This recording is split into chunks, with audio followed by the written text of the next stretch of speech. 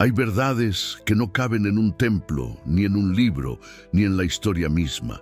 Verdades que empujan la puerta del espíritu, que estremecen el alma como un terremoto silencioso, que iluminan zonas que nunca quisimos mirar.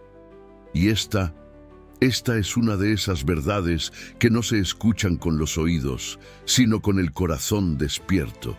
Porque mientras el mundo observa a Israel con curiosidad política y turística, el cielo observa algo mucho más grande, más profundo, más peligroso.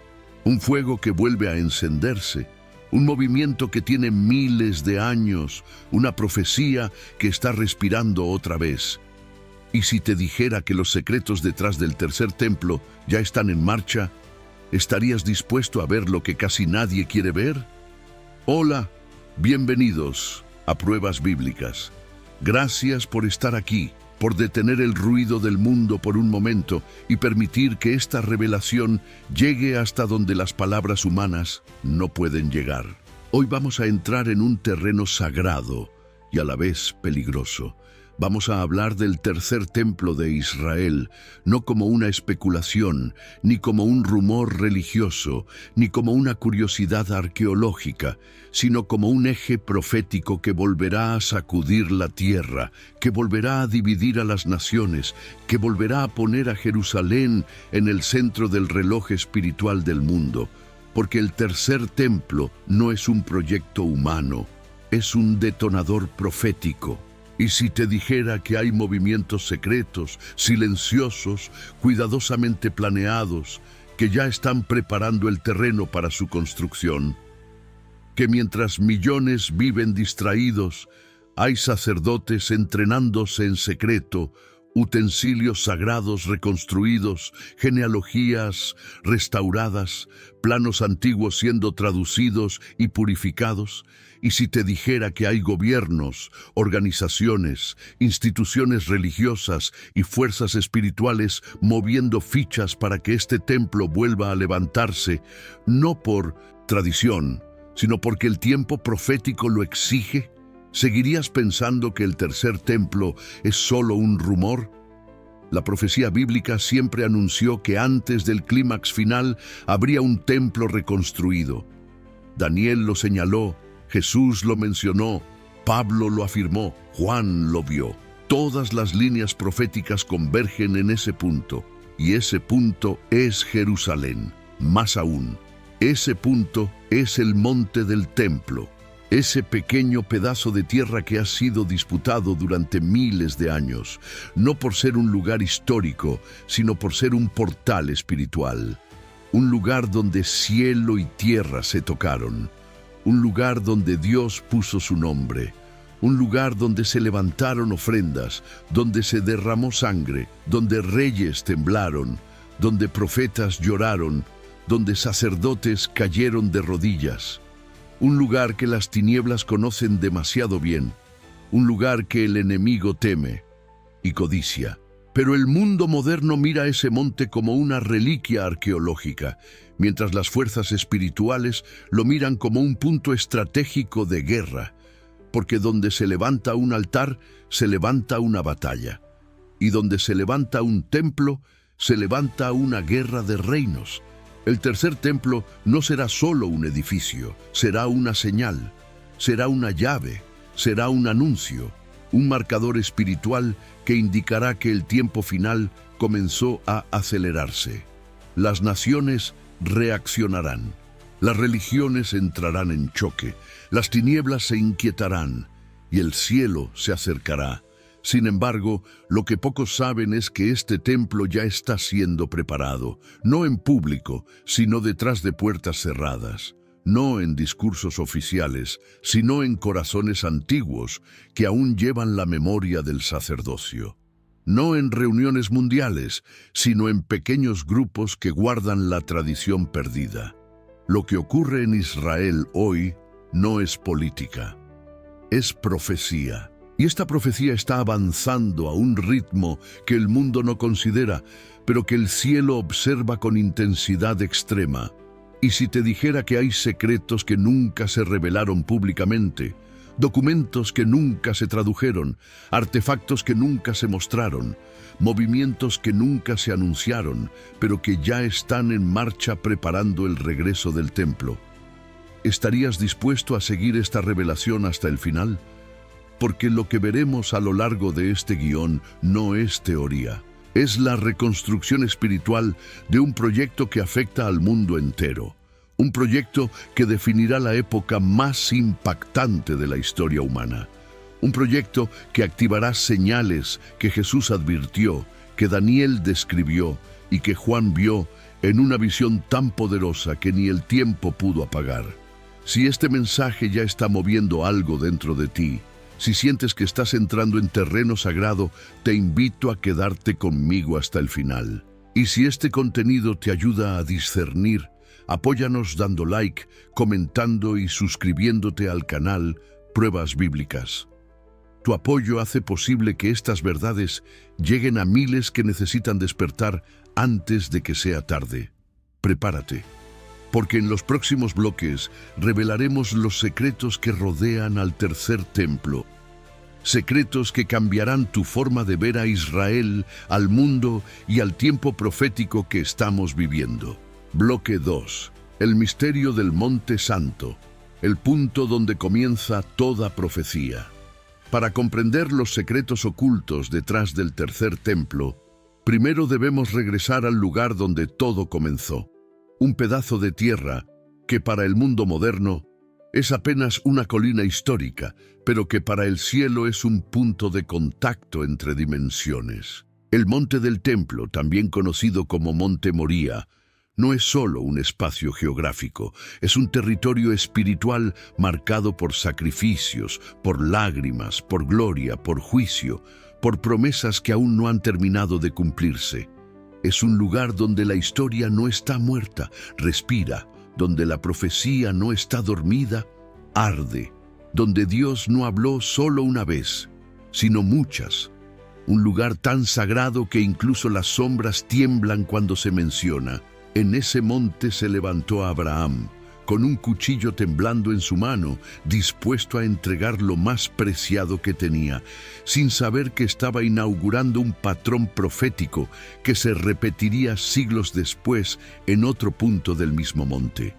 Allí, en ese mismo lugar, la fe humana tocó el borde del cielo, y el cielo respondió con una voz que marcó la historia. Allí se construyó luego el Templo de Salomón, un edificio que no era importante por su arquitectura, sino por su función. Ser el punto donde la gloria descendía, donde el fuego caía, donde Dios hablaba desde entre los querubines, donde el sacerdote entraba temblando porque sabía que sus pasos resonaban en un lugar donde el tiempo se detenía y la eternidad comenzaba. Pero ese monte no solo vio gloria, también vio destrucción, vio arrogancia en los reyes, vio corrupción en los sacerdotes, vio lágrimas de profetas que suplicaban al pueblo que regresara al pacto. Vio cómo el reino se dividía, cómo el pecado abría grietas en la nación, cómo la presencia se alejaba lentamente como un susurro que ya no encontraba dónde reposar. Vio el primer templo caer bajo Babilonia, no porque Nabucodonosor fuera más fuerte, sino porque Dios retiró su protección. Vio el segundo templo levantarse con esfuerzo, con llanto, con piedras traídas desde el exilio. Vio la gloria regresar en forma humana cuando Jesús entró por sus puertas. Y también vio el rechazo, la incredulidad, la profecía cumplirse cuando él anunció que no quedaría piedra sobre piedra. Desde entonces, ese monte se convirtió en un espacio en disputa, no solo entre naciones, sino entre reinos espirituales. Porque ese lugar, más que un terreno, es una herencia, una llave, un portal, un sitio escogido donde Dios decidió poner su nombre para siempre. Las tinieblas lo saben, por eso intentan impedir que ese lugar vuelva a cumplir su propósito. Las naciones lo saben, por eso tiemblan ante cualquier movimiento en Jerusalén. El cielo lo sabe, por eso ninguna profecía de los últimos tiempos ignora ese monte. Daniel habló de él, Jesús habló de él, Pablo lo mencionó, Juan lo vio en visión. Todo converge allí, todo comienza allí, todo termina allí. El monte del templo no está dormido, está en espera.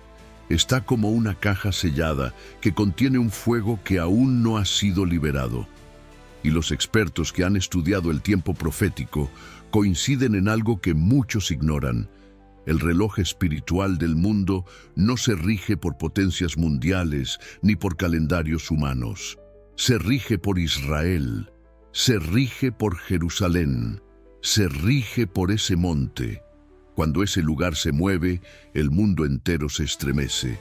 Cuando ese lugar es tocado, las naciones reaccionan. Cuando ese lugar recibe un nuevo altar, la historia entra en una fase completamente distinta. Pero hay algo aún más profundo. Ese monte no solo es el lugar donde se levantó un templo, es el lugar donde debe levantarse el último. Y ese último templo no será únicamente una obra arquitectónica, será un signo profético de que la ventana final de la historia humana comenzó a abrirse. Porque según las Escrituras, antes del regreso glorioso del Mesías, habrá un templo reconstruido, un templo donde el mundo entero mirará para entender qué está ocurriendo en el cielo, un templo que marcará el punto de inflexión en el drama espiritual que comenzó hace miles de años. Lo inquietante es que, aunque muchas iglesias no lo enseñan, este proceso ya comenzó. No estamos hablando de planos simbólicos, sino de planos reales. No hablamos de especulaciones, sino de preparativos concretos. No hablamos de rumores, sino de movimientos espirituales y políticos que están alineando las piezas del tablero global. Y mientras millones viven distraídos, el monte del templo respira, se estremece, espera, porque cada piedra colocada en secreto, cada sacerdote entrenado en silencio, cada utensilio sagrado forjado en talleres ocultos, cada genealogía recuperada en archivos antiguos, son señales. Señales de que la profecía está volviendo a despertarse. Señales de que el reloj está avanzando. Señales de que lo que el cielo anunció hace miles de años está a punto de cumplirse. Y si este monte pudiera hablar, gritaría una advertencia al mundo: prepárense, porque el lugar donde comenzó el sacrificio será el mismo lugar donde comenzará el desenlace final. Y lo que se mueve allí no es humano, es profético. En el bloque 3 revelaremos qué grupos, organizaciones y linajes sacerdotales están trabajando activamente para la construcción del tercer templo. ¿Y qué significa esto para el tiempo en que vivimos? Bloque 3. Los guardianes del secreto. ¿Quiénes están preparando el tercer templo en secreto? Para comprender la magnitud de lo que está ocurriendo en Israel, debemos mirar hacia aquellos que, lejos de cámaras, titulares y debates públicos, llevan décadas dedicando sus vidas a un propósito que parece imposible: reconstruir el tercer templo. Porque aunque el mundo piense que este es un sueño teológico o una fantasía religiosa, existe un grupo de hombres y mujeres que han hecho de este proyecto su misión, su razón de existir, su herencia espiritual. Y lo inquietante es que estos grupos no son marginales ni improvisados, son organizados, son antiguos, son disciplinados, son herederos de un sacerdocio que nunca murió. Son guardianes de un secreto que se transmite en susurros y se ejecuta en silencio. Los expertos que han investigado este tema descubrieron que, aunque el segundo templo fue destruido hace casi 2000 años, la línea sacerdotal no desapareció, no se extinguió, no se perdió en el tiempo. Algunos linajes fueron preservados meticulosamente, escondidos entre clanes familiares, protegidos por tradiciones que sobrevivieron al exilio, a las guerras, a la dispersión y a la persecución. Los descendientes de Aarón, los Kohanim, nunca dejaron de existir. No llevan vestiduras sacerdotales, no sirven en un templo físico, no ofrecen sacrificios. Pero sus nombres, sus genealogías, sus historias permanecieron vivas entre familias que sabían que algún día volverían a necesitar su identidad. Y ese día comenzó a acercarse. Hoy, en pleno siglo XXI, existe una organización conocida como el Instituto del Templo, ubicada en Jerusalén, que desde hace décadas trabaja en silencio para reconstruir cada pieza sagrada descrita en las Escrituras. No hablamos de maquetas simbólicas, no hablamos de estudios académicos. Hablamos de objetos reales, utensilios consagrados, vestiduras sacerdotales tejidas a mano siguiendo las técnicas antiguas, incienso preparado según fórmulas originales, trompetas de plata reconstruidas exactamente como las que sonaron en los días de Salomón, candelabros gigantes forjados con oro puro. Todo está preparado, todo está listo, todo está esperando. Pero eso no es lo más sorprendente. Lo que realmente estremeció a los expertos fue descubrir que incluso el objeto más sagrado del templo, el arca, no ha sido olvidado. Algunos rabinos sostienen en privado que saben dónde fue escondida antes de la destrucción de Babilonia, que fue enterrada en un punto secreto dentro del complejo del monte del templo para que nunca cayera en manos enemigas. No lo anuncian públicamente, no lo exhiben, no lo revelan, pero lo insinúan. Y si esto es cierto, significa que el objeto más sagrado del judaísmo no está perdido, solo está esperando. Además de estos artefactos, existe algo aún más singular: sacerdotes entrenándose, en secreto, en lugares discretos, sin cámaras, sin prensa, sin anuncios, jóvenes descendientes de la línea sacerdotal aprendiendo cómo realizar sacrificios, cómo purificarse, cómo manejar los utensilios, cómo leer los textos originales, cómo ejecutar cada detalle del ritual. Todo esto sin templo, sin altar, sin un lugar donde servir. ¿Por qué? Porque creen que ese lugar será levantado pronto, porque saben que llegado el momento deberán estar preparados. No quieren improvisar, no quieren aprender cuando ya sea tarde, quieren estar listos, y ya lo están. Los expertos también descubrieron que, además de estos sacerdotes en entrenamiento, hay arquitectos que han reconstruido los planos originales del templo con exactitud milimétrica. Planos basados en los textos bíblicos, en escritos antiguos, en cálculos numéricos, en medidas rabínicas preservadas durante siglos. Planos que ya existen, planos que ya están archivados. Planos que ya han sido replicados en modelos tridimensionales, planos que solo necesitan una cosa: autorización, un permiso que no depende de Israel, sino de un movimiento profético que sacudiría al mundo entero. Y por si eso fuera poco, hay otro elemento que profundiza aún más la inquietud espiritual: la vaca roja, un requisito bíblico indispensable para purificar el templo, los utensilios, los sacerdotes y el altar. Durante siglos no existió ninguna.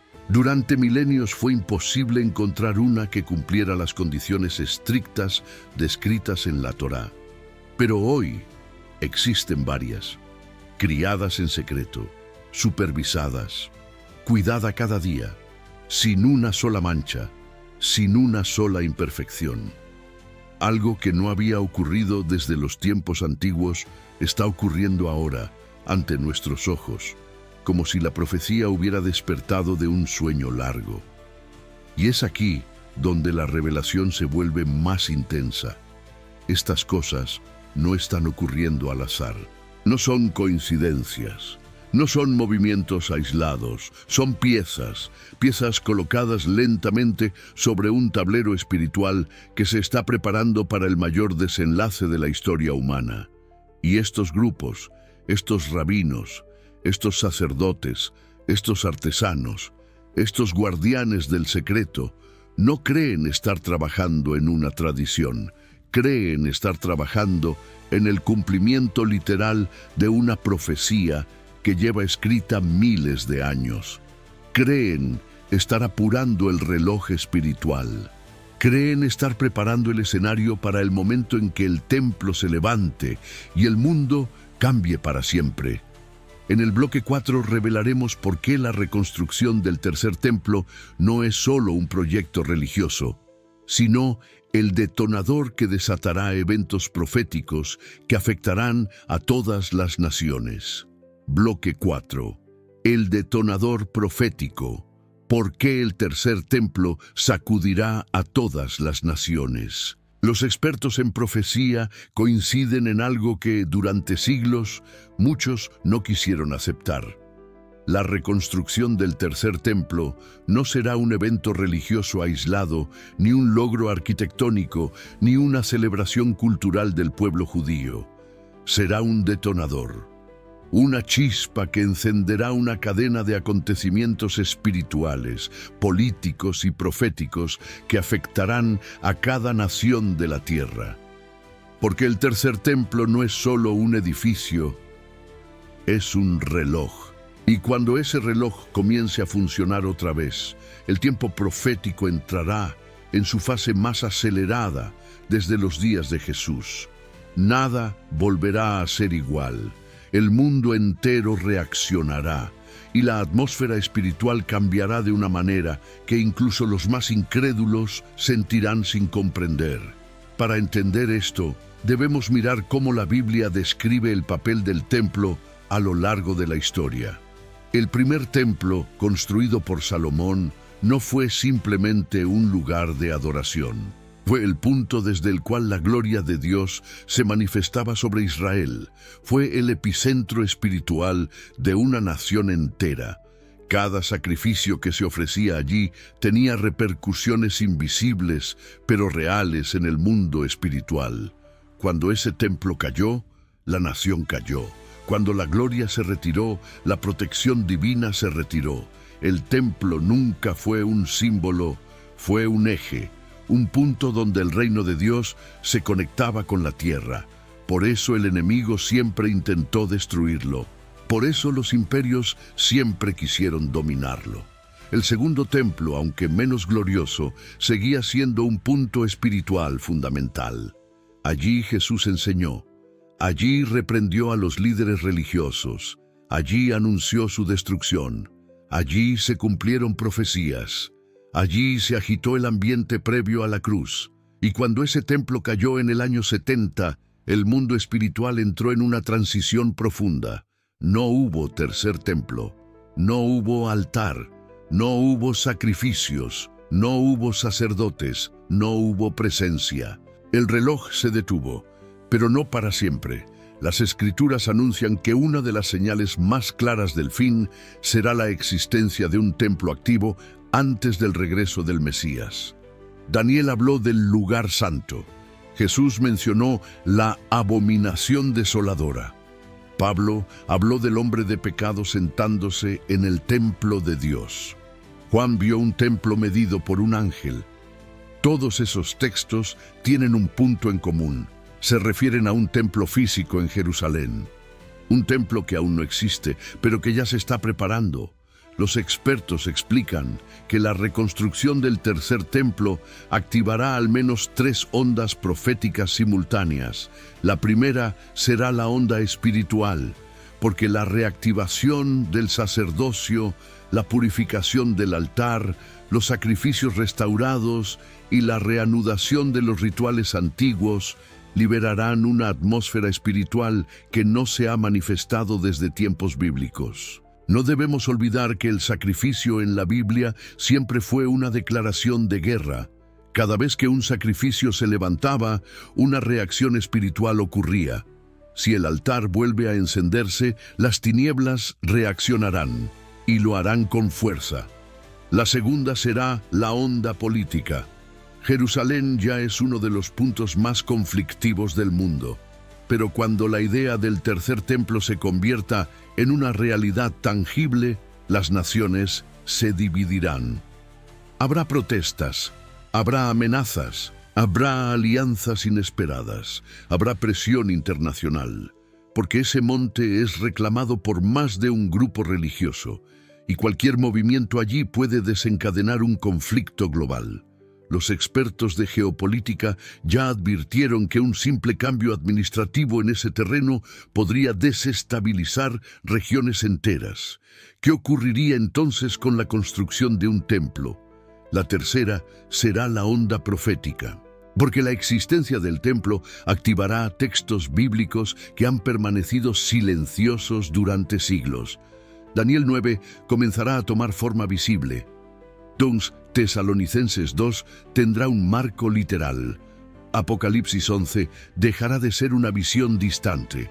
Las piezas que parecían simbólicas comenzarán a adquirir sentido. El mundo comprenderá, aunque tarde, que la Biblia no exageraba, que el final no sería metafórico, que las advertencias eran literales. Pero eso no es lo más inquietante. Lo más inquietante es lo que ocurrirá después, porque el templo no será solo un símbolo para Israel. Será el escenario donde ocurrirá uno de los eventos más peligrosos y profundos de toda la profecía. El momento en que una figura espiritual, política o carismática, descrita por Pablo como el hombre de pecado, se sentará en el templo proclamándose Dios. Este acto no será simbólico, será literal, será la señal más peligrosa del fin y será vista por todo el mundo. Esto significa que sin tercer templo no hay escenario final. Por eso las tinieblas siempre intentan impedirlo, por eso las naciones lo temen, por eso los rabinos lo preparan, por eso los expertos lo estudian.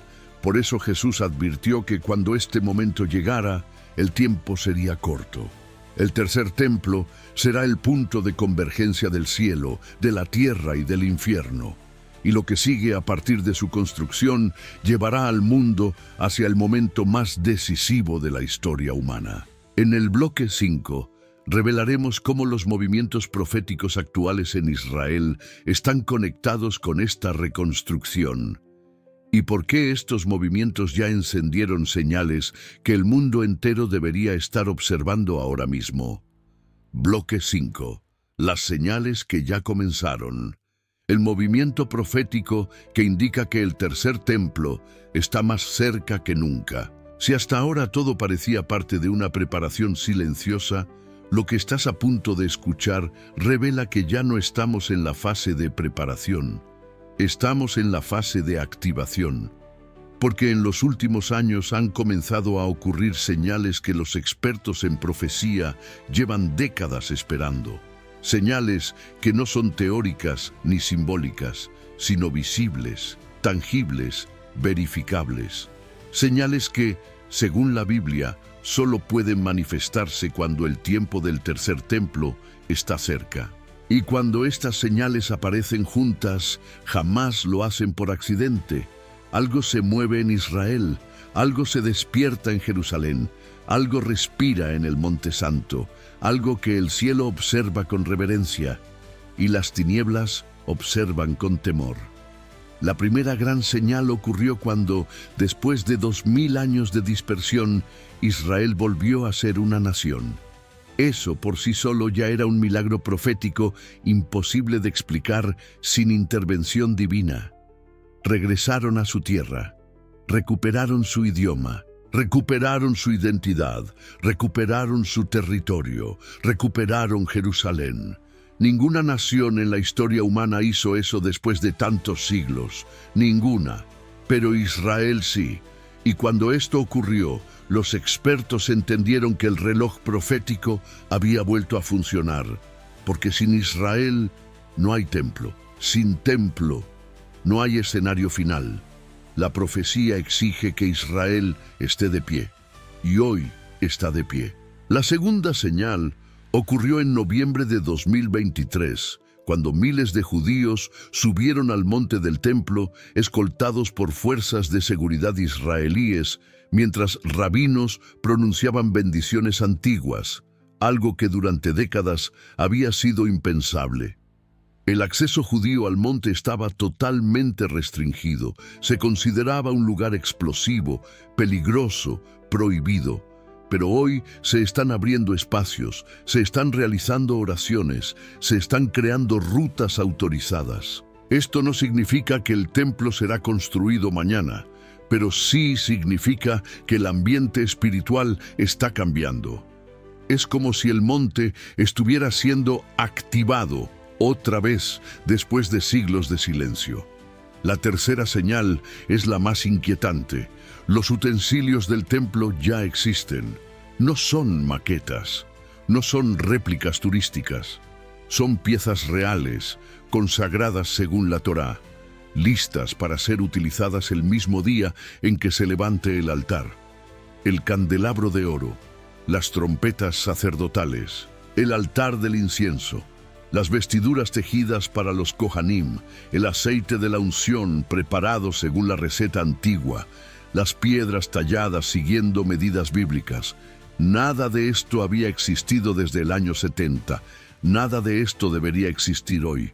Sin embargo, existe, y no por azar, sino por intención. La cuarta señal involucra a la misteriosa vaca roja, cuya función es indispensable para purificar el área del templo antes de su dedicación. Durante casi 2 milenios no hubo ninguna que cumpliera los requisitos bíblicos, ni una sola.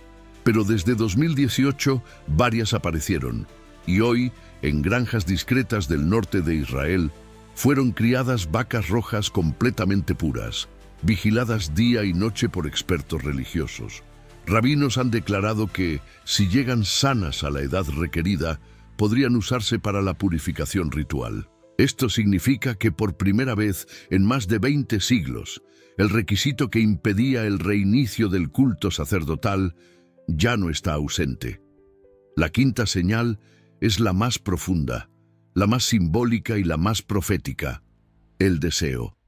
Porque durante siglos, los judíos no aspiraban a un templo físico, lo consideraban un sueño distante, un recuerdo de la antigüedad, una historia hermosa pero irrealizable. Pero hoy, las nuevas generaciones están siendo enseñadas a esperar un templo real, a prepararse para él, a desearlo, a verlo como un proyecto nacional. El deseo de reconstrucción está despertando, y cuando el deseo despierta en el pueblo, la profecía comienza a caminar sola. Lo que hace estas señales tan poderosas no es que ocurran por separado, sino que ocurren juntas, en el mismo tiempo, en la misma generación, en la misma época en que las naciones presionan, en que las tensiones aumentan, en que Jerusalén se convierte en el centro de atención del mundo. Es como si el cielo estuviera enviando un mensaje. Estamos entrando en la parte final. Y esta parte final no será suave, no será simbólica, será literal, será intensa, será definitiva. Y aquí aparece una verdad que muchos prefieren ignorar. Si el tercer templo está cerca, entonces la profecía del fin también lo está. Porque uno no existe sin el otro. El templo será la señal visible, el evento que desencadena lo que Daniel, Jesús y Juan anunciaron. El punto donde la profecía deja de ser teoría y se convierte en realidad viva, tangible, inevitable. Si este mensaje está despertando tu espíritu, si sientes que algo dentro de ti se está abriendo, si algo te dice que no es casualidad que estés escuchando esto, te invito a apoyar este contenido para que la verdad siga llegando a más personas. Deja tu like, comenta abajo tu opinión y suscríbete al canal Pruebas Bíblicas. Lo que estamos revelando aquí no es entretenimiento, es preparación espiritual para los tiempos que vienen. En el bloque 6 entraremos en la parte más delicada, los poderes, gobiernos y entidades globales que desean el tercer templo, no por devoción, sino por motivos proféticos y políticos que podrían cambiarlo todo. Bloque 6. Las fuerzas que lo desean. ¿Quién quiere el tercer templo? ¿Y por qué no tiene nada que ver con devoción? Si hasta ahora parecía que la reconstrucción del tercer templo era una misión espiritual reservada al pueblo judío, lo que estás a punto de descubrir revela una realidad mucho más oscura, compleja y peligrosa. Hay fuerzas, gobiernos, organizaciones y entidades que desean ese templo, pero no para honrar a Dios, no para restaurar una tradición antigua, no para cumplir un sueño religioso. Lo desean porque saben que su construcción alterará el orden del mundo. Lo desean porque reconocen, aunque no crean en el Dios de Israel, que ese templo es un activador profético capaz de mover estructuras globales. Lo desean porque entienden que ese edificio no solo toca la religión, toca la geopolítica, la economía, las alianzas, los conflictos, los intereses de naciones enteras. Y lo más inquietante es que estas fuerzas están actuando simultáneamente, como si todas supieran que el tiempo está avanzando. Los expertos que llevan décadas estudiando este tema señalan que hay tres tipos de fuerzas interesadas en el tercer templo. La primera son los grupos religiosos judíos que ven en el templo la restauración del culto antiguo, el regreso del sacerdocio y la continuidad de una tradición milenaria. Pero esta es solo la capa externa, porque detrás de ellos hay una segunda fuerza: gobiernos modernos que entienden que controlar Jerusalén implica controlar el punto más sensible del planeta. Un lugar donde cualquier movimiento puede elevar o derribar potencias enteras. Un lugar donde un gesto puede encender guerras o establecer tratados imposibles. Para ciertos gobiernos, el tercer templo no es espiritual, es estratégico. Pero hay una tercera fuerza, más silenciosa y mucho más peligrosa: las entidades globales que buscan unificar las religiones del mundo bajo un sistema común. Estas organizaciones, que operan en diplomacia, filantropía, ecumenismo y hasta en estructuras ocultas, consideran que un templo reconstruido podría servir como un punto simbólico para promover la unión espiritual global. No buscan al Dios bíblico, ni buscan avivamiento, ni esperan la gloria. Buscan control, buscan unificar narrativas, buscan construir una espiritualidad universal que no dependa de la verdad, sino de la conveniencia. Y para estas fuerzas, el tercer templo no es solo un edificio, es una oportunidad, un símbolo perfecto para lanzar un mensaje al mundo. Lo antiguo vuelve, lo sagrado regresa, lo eterno se reactiva, pero bajo nuevas condiciones. Y es aquí donde la profecía se cruza con la política moderna, porque los acuerdos internacionales que rodean Jerusalén no son casualidad, son cuidadosamente diseñados. Cada negociación, cada tratado, cada decisión que involucra el monte del templo tiene firmas, intereses, presiones y manos invisibles que operan detrás del escenario. Países que no tienen ninguna conexión espiritual con Israel han mostrado repentino interés en influir en el futuro de ese monte. Naciones que no tienen herencia bíblica han intentado mediar discusiones sobre el acceso al área. ¿Por qué? ¿Por qué invertir tiempo, recursos y diplomacia en un lugar que no tiene valor económico directo? Porque las potencias saben que ese lugar es un detonador geopolítico y profético. Saben que lo que ocurra allí definirá el rumbo de Oriente Medio y del mundo, pero la revelación más inquietante es que ciertas entidades globales no quieren el templo para activar profecías bíblicas, sino para ocuparlo. No buscan restaurar el sacrificio, buscan capitalizarlo. No buscan adorar, buscan sentarse. Y cuando los expertos confrontaron esta realidad con los textos bíblicos, algo encajó con precisión aterradora. Pablo dijo que un día una figura se sentaría en el templo proclamándose Dios. Esa figura no aparece de la nada. Necesita un templo, y ese templo necesita motivaciones externas para levantarse. Lo que las Escrituras muestran como una advertencia Algunas fuerzas globales lo ven como oportunidad. Por eso, detrás de la reconstrucción, se mueven intereses que parecen piadosos, pero no lo son. Intereses que hablan de paz, pero esconden ambición. Intereses que promueven diálogo, pero buscan poder. Intereses que dicen querer unificar culturas, pero en realidad buscan unificar control. Cada paso hacia el templo no es inocente. Cada negociación que se hace alrededor del monte lleva un espíritu detrás. Cada pieza que se mueve en ese tablero tiene un propósito mayor que la opinión pública desconoce. Los expertos advierten que cuando estas fuerzas consigan acercarse lo suficiente, habrá un momento en que el templo será presentado no como un acto religioso judío, sino como un símbolo global, y ese será el punto más peligroso. Porque en el momento en que el templo deje de pertenecer a Israel y se convierta en un ícono de unidad mundial, el ambiente profético se alineará con precisión al escenario descrito en Apocalipsis. Y para cuando la humanidad quiera darse cuenta, la pieza que faltaba para la mayor imitación espiritual de la historia ya estará en su lugar. Un templo físico preparado para que la figura que Pablo anunció tenga un asiento donde proclamarse Dios. En el bloque 7 veremos cómo esta agenda global no solo avanza, sino que ya está preparando el ambiente espiritual, emocional y político para un líder que se presentará como esperanza, pero será la falsificación más peligrosa que el mundo haya conocido. Bloque 7. La preparación del falso Mesías, el ambiente espiritual que el tercer templo activará. Hay una verdad que muy pocos se atreven a pronunciar porque revela el núcleo del conflicto final entre luz y tinieblas.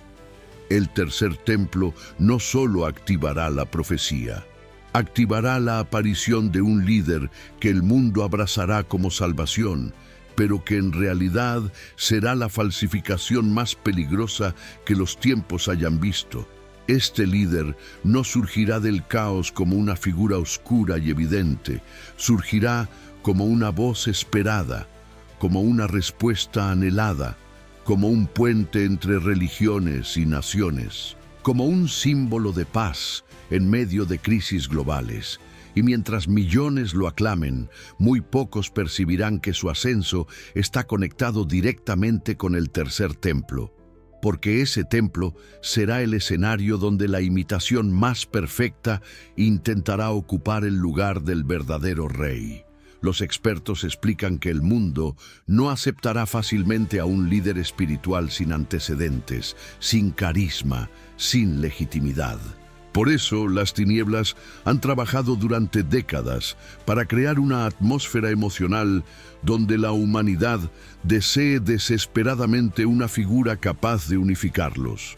Crisis económicas, pandemias, tensiones políticas, guerras, colapsos sociales, sistemas debilitados, incertidumbre global, todo forma parte de un terreno fértil. Un terreno preparado para un líder que hable de esperanza sin exigir santidad, de paz sin hablar de arrepentimiento, de luz sin mencionar juicio, de unidad sin mencionar verdad. Un líder que no venga del cielo, sino del espíritu de engaño más antiguo. Y aquí es donde el tercer templo entra en escena, porque mientras el mundo se desgasta, Israel se convierte en el centro profético del planeta. Las cámaras miran a Jerusalén, los gobiernos discuten su destino, las religiones debaten su significado, las naciones tiemblan ante la posibilidad de un conflicto. Y en medio de todo este caos, la idea de un templo emerge como una posibilidad de reconciliación, como un símbolo capaz de unir, como un proyecto espiritual global. Y cuando ese templo finalmente se levante, sea parcial o completo, el mundo verá algo que jamás ha visto en siglos: un santuario sagrado restaurado, un altar reactivado, un símbolo bíblico que vuelve a la vida. Y ese símbolo será el escenario perfecto para un líder carismático que se presentará como mediador entre religiones, entre culturas, entre conflictos, entre reinos. La Biblia lo describe como el hombre de pecado, el impostor, el que imitará al Mesías. Pero lo inquietante es cómo lo hará desde la luz, no desde la oscuridad. No llegará con violencia, llegará con suavidad. No llegará con amenazas, llegará con promesas. No llegará con caos, llegará ofreciendo orden. Y cuando ponga su mirada en Jerusalén y hable del tercer templo como un símbolo de unidad mundial, millones lo verán como un héroe, como una esperanza, como un enviado, como una figura iluminada.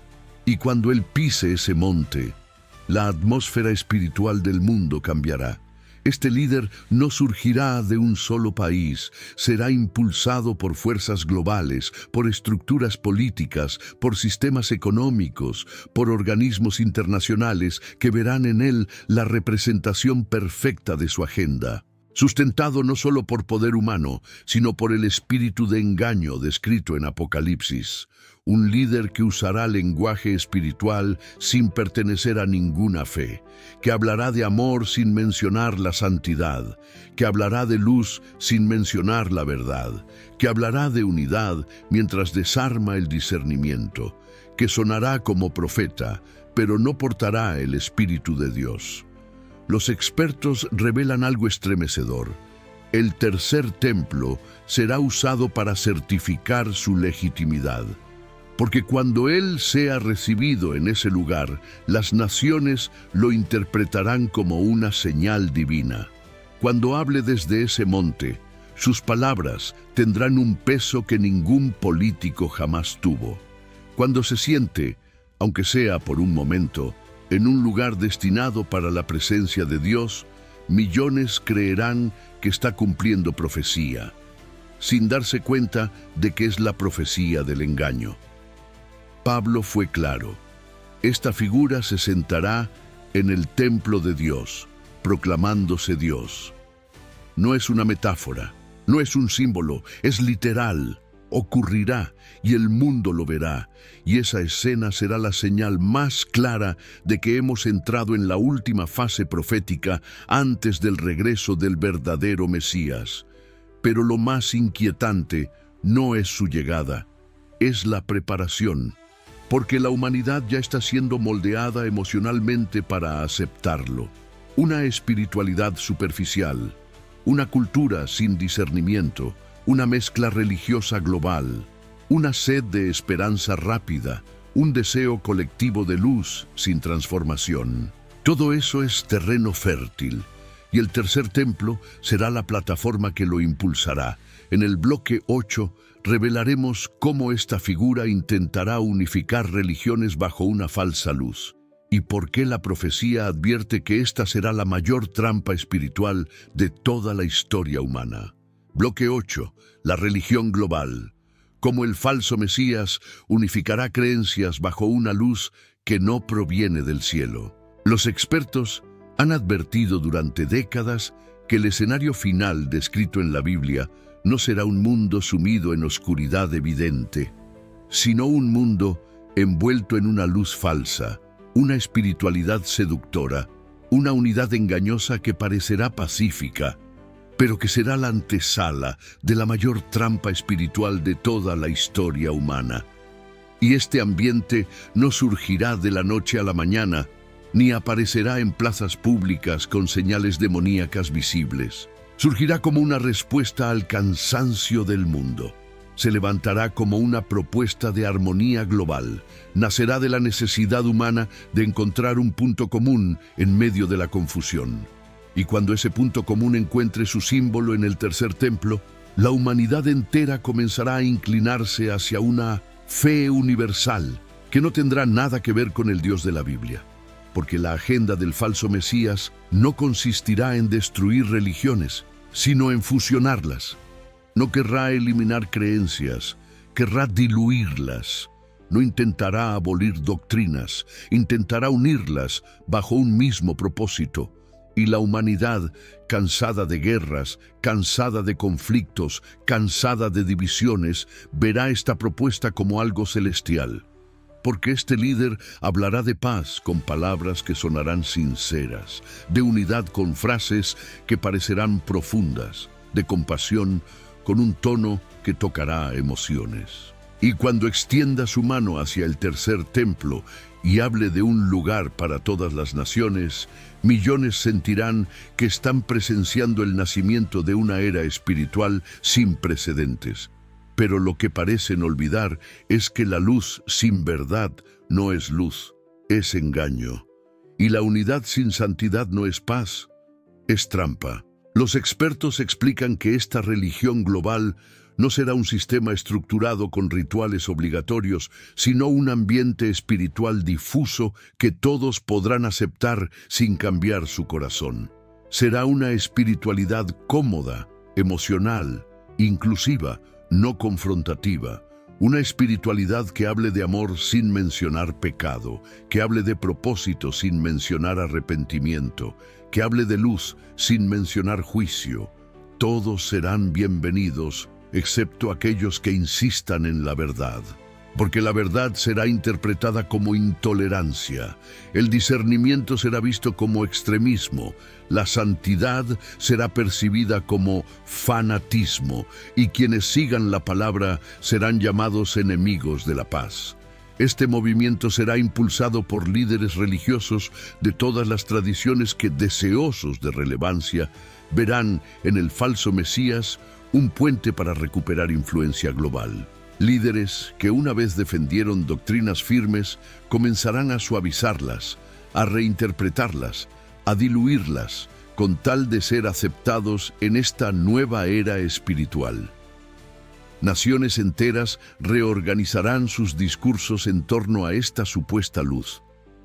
Medios de comunicación lo presentarán como un salvador. Instituciones culturales abrazarán su mensaje. Y el tercer templo se convertirá en el símbolo perfecto de esta falsa unidad mundial. Porque cuando ese hombre ponga un pie dentro del templo, no lo hará como enemigo de Dios, lo hará como supuesta representación del cielo.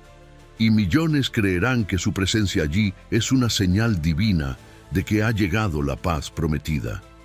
Pero lo que en realidad ocurrirá será la manifestación de la profecía más temida, la imitación final.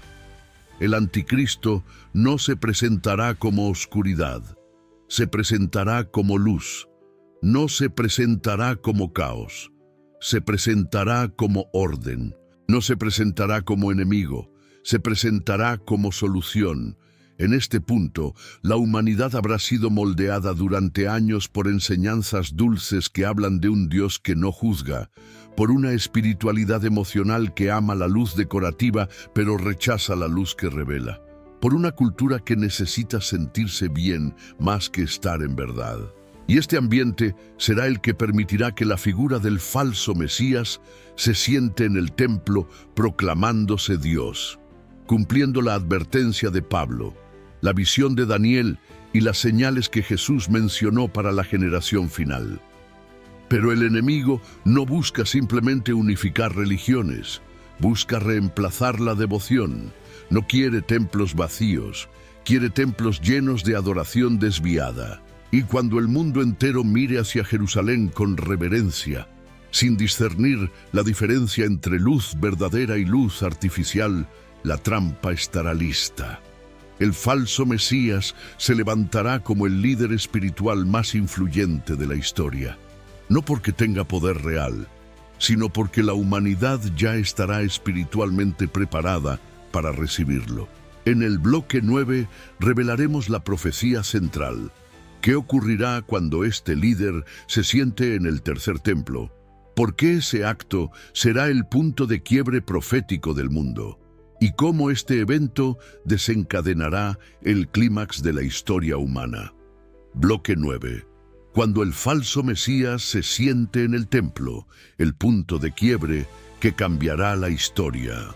Los expertos han repetido durante años que el momento más oscuro de la historia humana no será una guerra, ni una crisis económica, ni una catástrofe mundial. Será un acto, un solo acto, un instante preciso en el que una figura, aplaudida por naciones, celebrada por religiones, admirada por millones, cruzará el umbral del tercer templo y se sentará donde nunca debería sentarse. Ese momento marcará el punto de quiebre, el instante donde las máscaras caerán, el instante donde la profecía dejará de ser una advertencia y se convertirá en una realidad inalterable. Ese instante será la abominación desoladora anunciada por Daniel, confirmada por Jesús y explicada por Pablo. Y ese instante comenzará el tramo final de la historia humana. Este líder que habrá ascendido con un aura de luz, con discursos persuasivos, con promesas de paz global, no mostrará su verdadera naturaleza hasta que esté dentro del templo. Allí, en ese lugar sagrado, el ambiente espiritual será tan intenso que la imitación no podrá mantener el disfraz, y algo ocurrirá, algo que la humanidad no está preparada para ver. La luz falsa se convertirá en sombra, la voz suave se convertirá en desafío. La figura luminosa revelará su propósito, y desde ese lugar dirá palabras que sacudirán el mundo. Proclamará ser Dios. Los expertos explican que este acto no será simbólico, será literal, será físico, será público, será transmitido, será visto por miles en Jerusalén y millones alrededor del planeta. No ocurrirá en secreto, sino en escenarios donde la humanidad podrá interpretar ese momento como un evento espiritual supremo.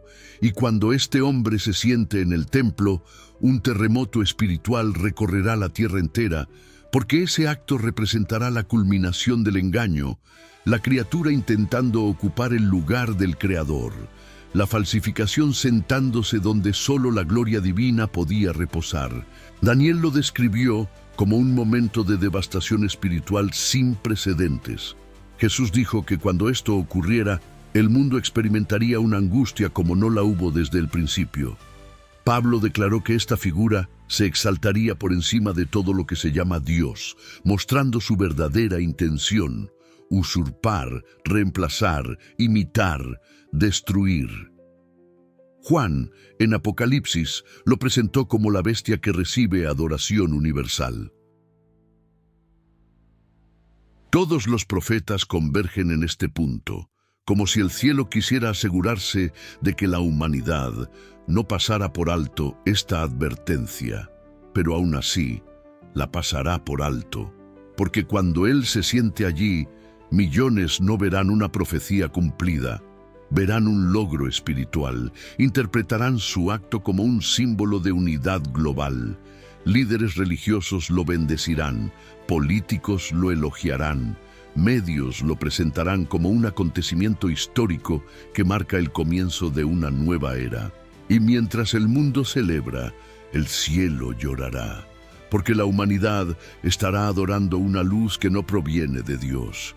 Estará inclinando sus corazones a un líder impulsado por fuerzas espirituales que llevan milenios esperando este momento. Lo que pocos entienden es que, al sentarse en el templo, este hombre no estará simplemente proclamándose Dios, estará sellando el destino de las naciones, porque ese acto desencadenará la cuenta regresiva final. A partir de ese momento, las profecías acelerarán sus cumplimientos como una tormenta que se acerca sin freno.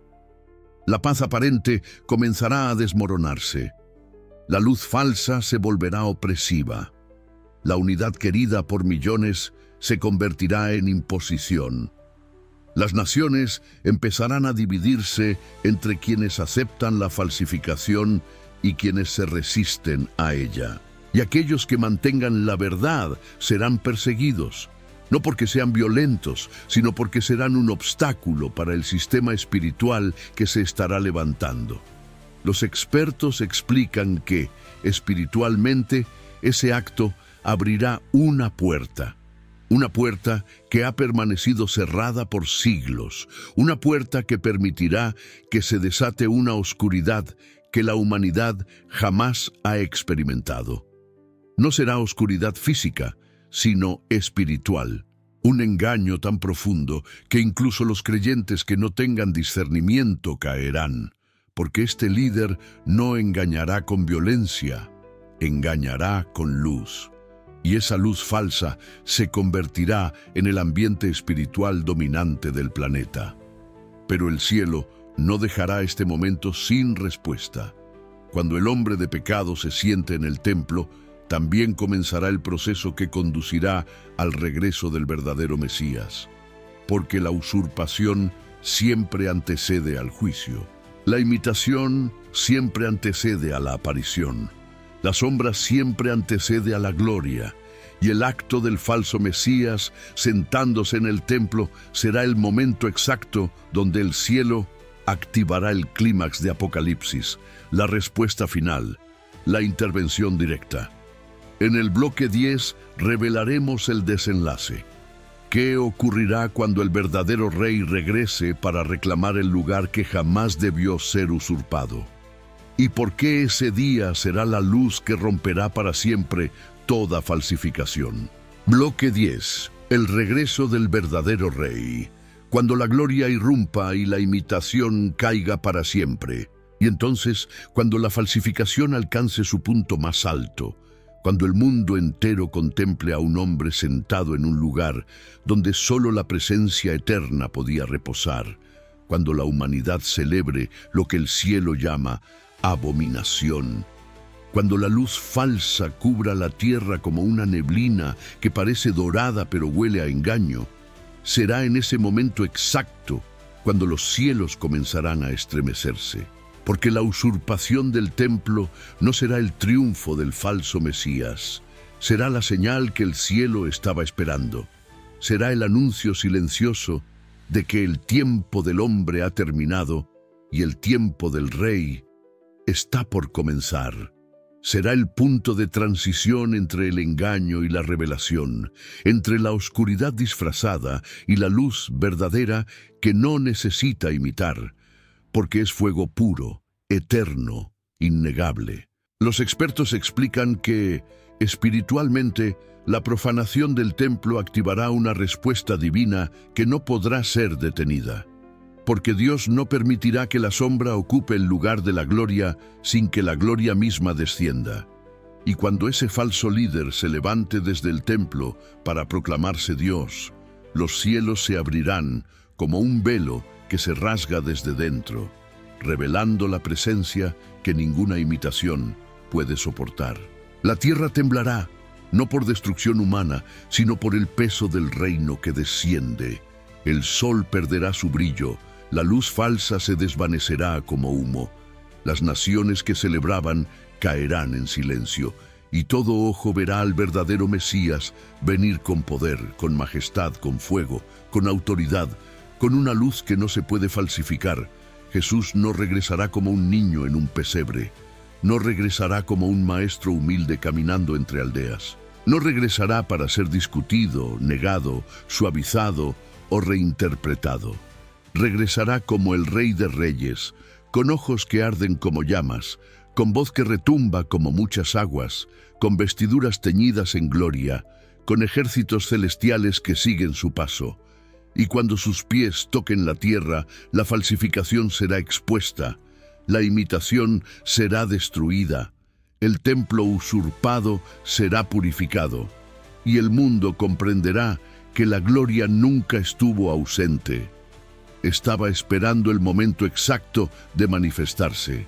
Ese día, el falso Mesías será revelado por lo que realmente es, una sombra sin sustancia. Su voz quedará silenciada, su luz se volverá oscuridad, su influencia colapsará como un castillo de arena ante la ola más poderosa del universo. Las naciones que se inclinaron ante él temblarán ante la verdad. Los que adoraron la luz falsa verán la luz verdadera y caerán postrados.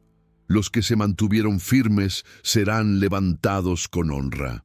Porque cuando la gloria del Rey descienda, ningún engaño podrá mantenerse en pie, y entonces la mayor revelación se mostrará ante los ojos del mundo. El templo que fue usurpado no será el templo que Él reclamará, porque el verdadero templo no está hecho de manos humanas. El verdadero templo es su reino, su trono, su presencia, su gloria eterna. Y cuando Él aparezca, el edificio físico quedará pequeño ante la majestad del Rey. Ya no habrá falsos altares, ya no habrá imitaciones, ya no habrá sombras, solo luz, solo verdad, solo justicia, solo el gobierno eterno que la profecía anunció desde los días antiguos. Este es el desenlace, este es el clímax, este es el final del engaño, el día en que el Rey regrese para reclamar lo que siempre fue suyo, el día en que el usurpador sea derribado, el día en que toda rodilla se doblará, el día en que toda lengua confesará que Jesús es el Señor, el día en que el templo profanado será testigo del triunfo final del Mesías verdadero. Y cuando ese momento llegue, la historia humana será envuelta por la única luz que nunca podrá ser apagada. Si este mensaje encendió tu espíritu, si sientes que esta revelación te abrió los ojos, si entiendes que estamos entrando en una época donde necesitamos discernimiento como nunca antes, te invito a apoyar este contenido dejando tu like, compartiendo este video y suscribiéndote al canal Pruebas Bíblicas. Lo que hacemos aquí no es entretenimiento. Es preparación espiritual para una generación que debe despertar antes de que sea tarde. Gracias por estar aquí. Gracias por ser parte de esta misión.